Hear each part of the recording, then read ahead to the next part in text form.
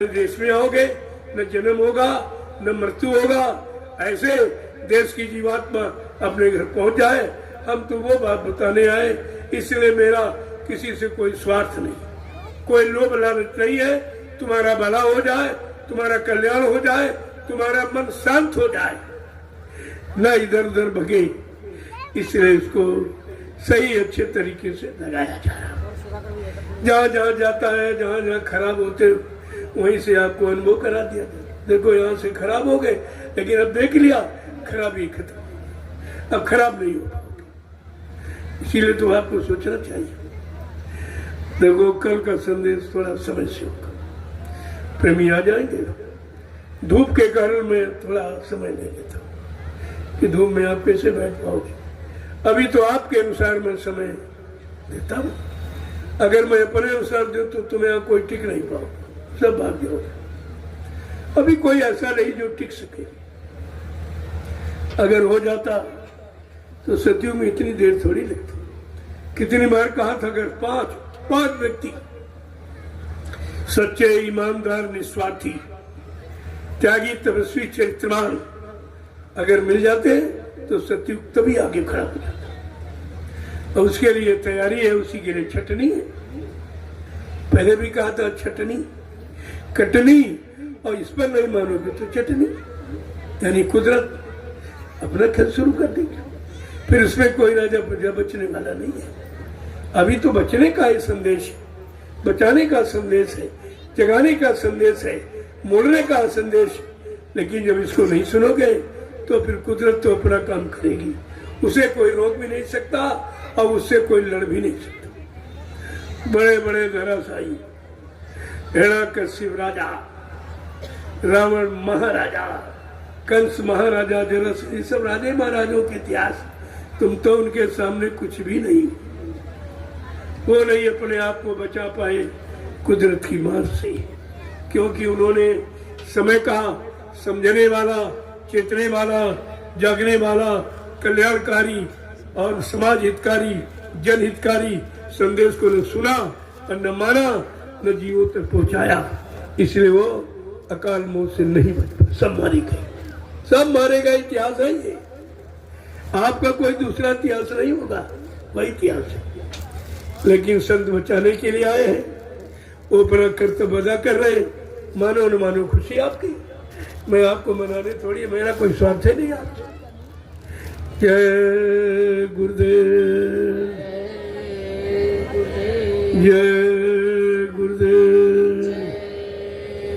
पहली बात, प्रेमियों को सुनाने वाला, बताने वाला है ही नहीं, और बताने वाला निकला तो उसको बताने नहीं दे रहे। ये सबसे बड़ी बात। ये काल का सबसे बड़ा चक्र है।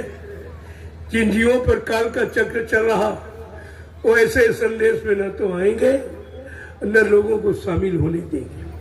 वो दोनों काम करेंगे, क्योंकि उनकी ड्यूटी है कि संत वचन किसी को सुनने मत देना, संत वचनों का अच्छा सच्चा प्रचार होने मत देना, जीवों तक कान की आवाज पहुंचाने मत देना। ये तो उनका काम करेंगे वो, लेकिन हम अपना काम कर रहे हैं। और वही नहीं मानोगे तो तुम जानो। ये तो नहीं कहो कि हमको बताया नहीं। इसलिए मैं समस्त गुरु परिवार से प्रार्थना करके कहता हूँ, कम से कम तुम तो गुरु महिमा को जानो। जय गुरुदेव नाम का उच्चारण भी करते हो और विरोध भी सत्संग का करते हो। ये कौन सी भक्ति तुम्हारी? कल आपसे पूछूंगा भक्ति के बारे में। कल आप मथुरा जाते थे, किस काम के लिए जाते थे, क्या करने जाते थे, क्या लेने गए थे, क्या लेके आए हो, ये सब कल पूछूंगा। कल समूची संगत आ जाएगी, तब सबसे पूछूंगा। मैं तो पूछने ही आया हूँ और कुछ बताने भी आया हूँ। जय गुरुदेव, जय गुरुदेव, जय गुरुदेव। नाम किसका? प्रभु का। जय गुरुदेव। नाम किसका? प्रभु का। प्रभु का प्यारा नाम। अब आप लोग लाइन में खड़े हो जाओ, क्योंकि ये हर व्यक्ति मिलना चाहता है। मैं भी आपसे मिलना चाहता है, ऐसा नहीं है, हमें कोई नफरत नहीं है, लेकिन इतने लोगों से एक बार की नहीं मिला जा सकता। और कुटी में इतनी जगह नहीं मैं सबको मिला। तो मैंने व्यवस्था सोची कि लाइन में महिलाएं पुरुष खड़े हो जाए, मैं सबको प्रणाम करूंगा, क्योंकि आप सबसे बड़े कलयुग के त्यागी हो जो परिवार छोड़ के आए। कितनी बड़ी बात, ये परिवार छोड़कर, बाल बच्चे छोड़कर, खेती दुकान दफ्तर बिजनेस व्यापार मजदूरी छोड़ के आए हो। एक कम त्याग नहीं कलयुग का। इतने खराब समय में ये त्याग कोई नहीं कर सकता। और यहाँ पर भूमि सेन कर रहे हो, जो भंडारे का महाप्रसाद मिल जाए उसका इस्तेमाल करें। ये भंडारे का प्रसाद तमाम तरह की बीमारी तुम्हारी दूर करेगी। रोटी तो आप घरों में खाते हो, लेकिन रोटी समझ के नहीं, प्रसाद समझ खाना। देखो कैसा काम करता। और ये जो प्रसाद मैं नैमिषारण्य की पावन पवित्र भूमि से बना के लाया हूँ, ये जरूर ले लेना। ये तुम्हारे हर हमेश काम आएगा। लेकिन एक शर्त है, एक परहेज है कि आपको शाकाहारी रहना। अभी तो मैं छोटी बात कर रहा हूँ। शाकाहार बहुत विस्तृत शब्द है। शाकाहारी बनना तो अभी आपके बस की बात नहीं है कि पूर्ण शाकाहारी आप बन जाओ। लेकिन मोटा मोटा, जिससे बुद्धि खराब होती, मन चंचल होता है, चित्त खराब हो जाता है, कर्म खराब होते हैं, तो आपकी कर्म खराब हो जाए तो आपकी गति खराब हो जाती है। उससे बचने के लिए भी मोटा मोटा कि मुर्दा मांस, बुद्धि नाशक नशा, शराब है, भांग है, फिल्म गांजा, इनका प्रयोग नहीं करना। पहले मोटा मोटा छोड़ो, फिर धीरे धीरे सब बता दूंगा। अभी तो मुर्दा मांस छोड़ो, जिंदा मांस तो आपके बस का भी नहीं है। जिंदे मांस से आपका बहुत लगाव है, बहुत प्रेम है, क्योंकि आप इस मांस की महिमा नहीं जानते। जो ये मुर्दे मांस में फंसे हो, जिंदा कैसे छोड़ पाएंगे? मुश्किल है। लेकिन संत कभी हारते नहीं, उनके यहाँ कभी असंभव शब्द बना ही नहीं है। लेकिन धीरे धीरे पहले समझाती है। आपसे बहुत पहले कहा गया था, पहले तुम्हारे मन बुद्धि पर हथौड़ी बचेगी ताकि कुछ चेतना आए, फिर नहीं मानोगे तो हथौड़ा बचेगा उससे भारी, और उससे भी नहीं मानोगे तो घन, जिससे सबकी बुद्धि संपन्न हो जाएगी, सबके समझ में आ जाएगा। ये तीसरा घन है जो बज रहा है। अगर नहीं चेते तो फिर ये नहीं कहेंगे किसी ने चिताया, जगाया, बताया, सुनाया, समझाया। न राजा कह सकता, न प्रजा कह सकती, न कोई मजहब धर्म के लोग, कि मैंने सारे हिंदुस्तान में घूम घूम पर निस्वार्थ, कोई चंदा नहीं, कोई सामान नहीं, कोई सम्मान नहीं, कोई ऐसी आशा लेकर नहीं निकला हूं। बिल्कुल निस्वार्थ भाव से ये सेवा करता हूं, करता रहूंगा, और सबको निस्वार्थी सेवा के लिए परमार्थी सेवा की तरफ अग्रसर कर रहा हूं। ये परमार्थी सेवा स्वार्थ सेवा नहीं है। इसीलिए परमार्थी सेवा का विधान मैंने रखा, जो सृष्टि में आज तक किसी ने नहीं। ये शब्द ही किसी युग में उच्चारण नहीं हुआ था। अब आपको सोचना चाहिए कितना महान शब्द है जो कलयुग में, कलयुग के गंदे कमजोर जीवों के कल्याण के लिए लागू किया गया। अनंत जन्मों के पाप कर्मों के बोझे को उतारने के लिए लागू किया। और वो केवल अगर हिंदुस्तान या पूरे विश्व में परमार्थी सेवा कहीं हो रही तो नैमिषारण्य की पावन पवित्र भूमि पर, जहाँ 88,000 ऋषियों ने तपस्या की, उस भूमि का बहुत बड़ा प्रभाव है। गोस्वामी जी महाराज ने रामचरितमानस में विश्व की किसी भूमि का वर्णन नहीं किया है, केवल नैमिषारण्य की भूमि के बारे में लिखा है। तीर्थवर नैमिष विख्याता, अति पुनीत साधक सुखदाता। ये नैमिषारण्य 88,000 ऋषियों की तपोभूमि, ये तीर्थों का महातीर्थ है, तीर्थों का राजा है, जहाँ पर 88,000 ऋषियों ने तपस्या करके इसको पावन पवित्र भूमि बनाया। और ये भी कहा, इस भूमि का लाभ किसको मिलेगा? न पंडा पुजारियों को, न जल पूजा करने वाले को, न कागज पानी की मान्यता देने वालों को। किसको मिलेगा? किसी संत के साधक, साधक सुखदाता, किसी संत के साधक समय के जगह नाम की साधना करेंगे, नाम का उच्चारण करेंगे, उनका कल्याण हो जाएगा, उनका उद्धार हो जाएगा, उन्होंने शंका नहीं रखी कि पत्थर पूजा से, कि कागज पूजा से, कि पानी पूजा से, कि तीर्थ मूर्त की पूजा से कल्याण होगा। उन्होंने स्पष्ट कहा है, पावन पवित्र भूमि नैमिषारण्य में नाम की कमाई करने वाले साधकों का उद्धार होगा, कल्याण होगा। इसलिए मैंने इस स्थान का चुनाव किया है। मैंने क्या, ये पहले से आपको बताया गया था। 1997 में गुरु पूर्णिमा का कार्यक्रम जब नैमिषारण्य की गोमती तट पर हुआ तो क्या कहा गया था? बाबा जी ने स्पष्ट आपसे कहा था, ये पावन पवित्र भूमि है, 88,000 ऋषियों की तपस्या की तपी हुई, और इसी भूमि से सतयुग के अंकुरन निकलेंगे। क्या आप 97 के संदेश को भूल गए? मैं तो नहीं कह रहा हूं, ये जो कहा गया मैं उसको दोहरा रहा हूं। ये तब से संदेश दिया गया कि पावन पवित्र भूमि की जानकारी सबको हो जाए, जब उस भूमि पर कोई नाम की साधना या नाम का उच्चारण होगा, परमार्थी सेवा होगी, उन प्रेमियों को उस भूमि का लाभ मिलेगा। ये डुबकी लगाने, पत्थर पूजने से नहीं लाभ मिलेगा। किसी को नहीं मिला, इनको कहां से मिल जाए? बड़े बड़े ऋषि मुनि तपस्या करके हार गए, उनको नहीं मिला। योगी योग साधना करके हार गए, उनको नहीं मिला। अवतारी शक्तियां मार काट हिंसा करके हार गई, उनको नहीं मिला। क्योंकि ये लाभ संत के जीवों के द्वारा मिलेगा और संत के जीवों को मिलेगा। जय गुरुदेव। अब आप लोग प्रसाद है, इसलिए मैं आपको प्रणाम करना चाहता हूँ और आपका दर्शन करना चाहता हूँ और आपको ये महाप्रसाद देना चाहता हूँ। ये तीनों लाभ तुम कहीं चले जाओ, कोई देने के लिए नहीं। कुंभ में किसी ने वादा किया, कुंभ में मैं तुमको लाभ दूंगा, मैं तुमको प्रसाद दूंगा। प्रसाद दूंगा कि मौत दूंगा? अकाल मौत, जिसका कोई पारावार नहीं कि कितनी बार उनको ये प्रतियोगी में जन्म लेना पड़ेगा। एक कितना बड़ा कारण राजा के द्वारा बना, लिहाजा ये सजा राजा को मिलनी चाहिए सिद्धांतिक रूप से। जय गुरुदेव। अब आप लोग लाइन से आ जाओ, शांति के साथ इन तीनों कामों को करा लो। तुम्हारा कोई दर्शन नहीं करेगा, तुमको कोई प्रणाम नहीं करेगा, तुमको कोई प्रसाद भी नहीं देगा। ये तीनों काम केवल यहीं पर होते, संत परंपरा में।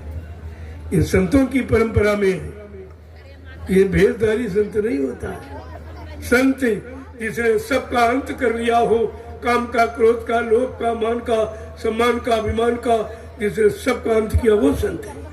ये तो महाअभिमानी है, संत कहते हैं। और कहने वाला भी अज्ञानी है, वो भी संत कहता है।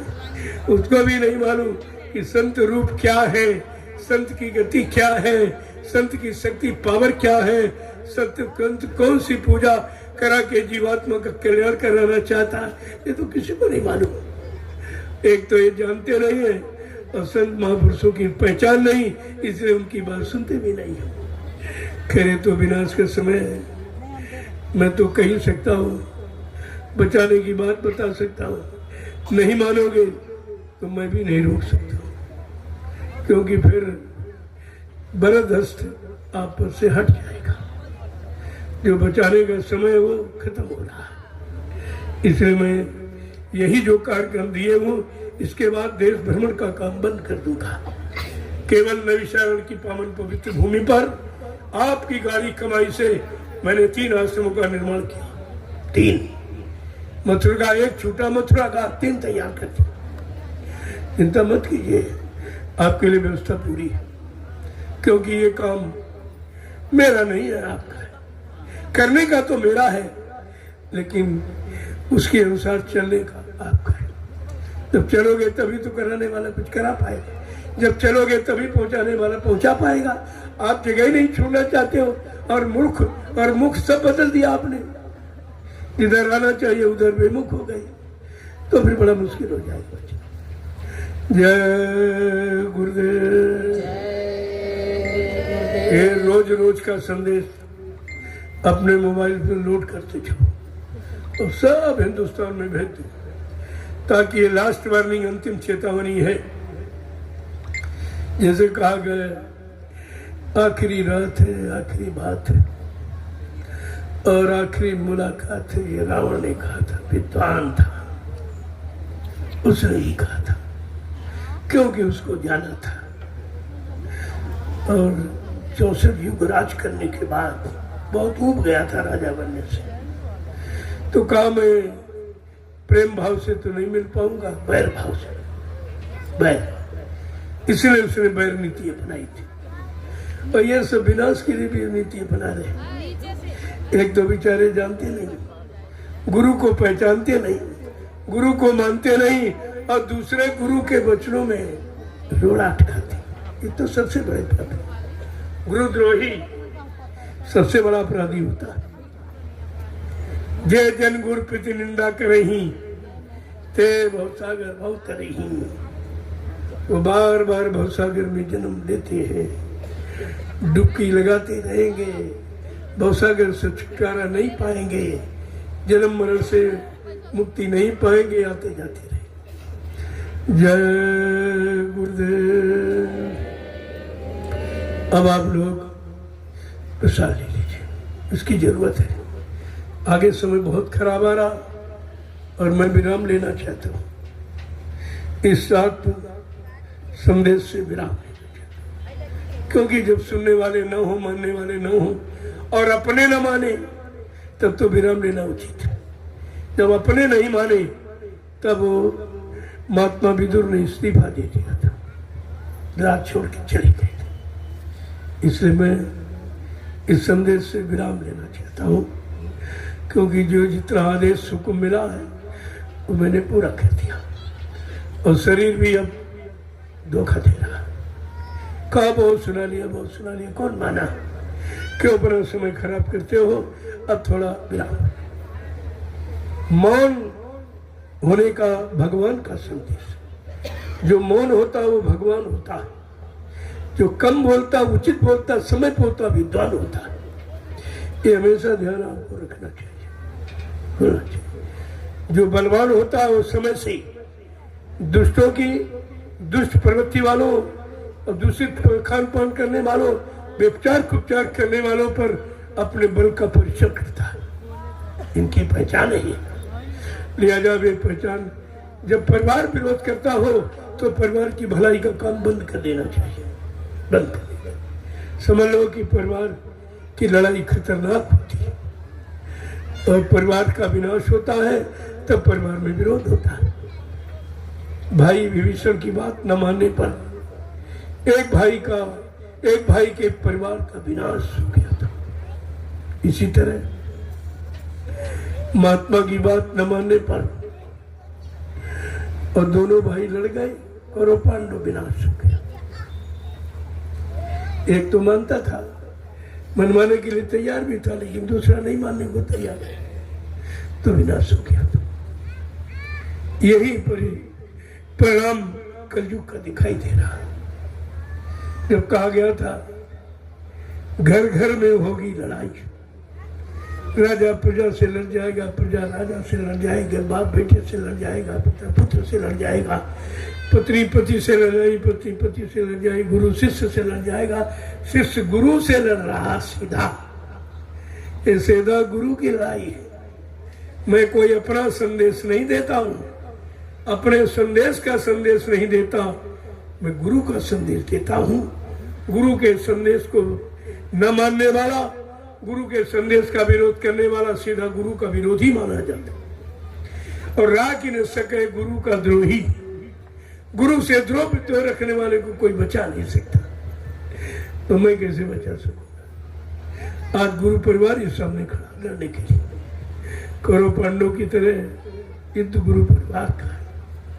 संसार के लोग तो जानना चाहते हैं, मानते भी है, समझना चाहते हैं, कहते हैं आज तो विश्व में ये संदेश कोई नहीं दे रहा, सब अपने अपने स्वार्थ लोभ लालच का संदेश दे रहा। और जो गुरु का विरोध वही करेगा जो गुरु से विमुख खड़ा है। गुरु के वचनों का प्रचार नहीं करते, ये अपना प्रचार करते। एक कह रहा ड्राइवर कि हमको बाबा जी उत्तराधिकारी बना के, हमको अध्यक्ष बना गए, वो भी अपना प्रचार कर रहा, अब दूसरा कर रहा कि गुरु हमको गुरु बनने का आदेश दे गए, नामदान का आदेश दे गए। ये बताओ इसमें गुरु का संदेश कौन दे रहा? तुम गुरु का संदेश सुनने गए थे मथुरा कि चेलों का संदेश सुनने गए थे? गुरु को मानने गए थे कि चेलों को मानने गए थे? गुरु भक्ति करने गए थे कि चेला भक्ति करने गए? और तुम सब चेला भक्ति कर रहे, ये भी तुम्हारे विनाश का कारण बन गया है। जय गुरुदेव। अब आप लोग प्रसाद ले लीजिए। देखो मैंने 2 दिन से भोजन नहीं किया है। क्यों नहीं किया? क्या कारण है? बीमारी का कारण क्या है कि जब गुरु परिवार रुष्ट हो जाता, अच्छे सच्ची बात को नहीं मानता है और बाधाएं उत्पन्न करता और मृत्यु को आमंत्रण दे रहा है, तो दुख का कारण होगा ही। कि परिवार का अगर व्यक्ति दुखी हो जाए और परिवार का व्यक्ति अकाल मौत में चला जाए तो ये भी दुख का कारण होता है। लेकिन हम नहीं समझ पा रहे। मैं तो कभी विरोध नहीं करता, ना कभी कोई कार्यक्रम रुकवाने को मैंने आज तक कहा, फिर ये क्यों कर रहे? इनको यही तो सोचना चाहिए कि तुम जय गुरुदेव नाम भी लेते हो और जय गुरुदेव की महिमा का विरोध करते हो।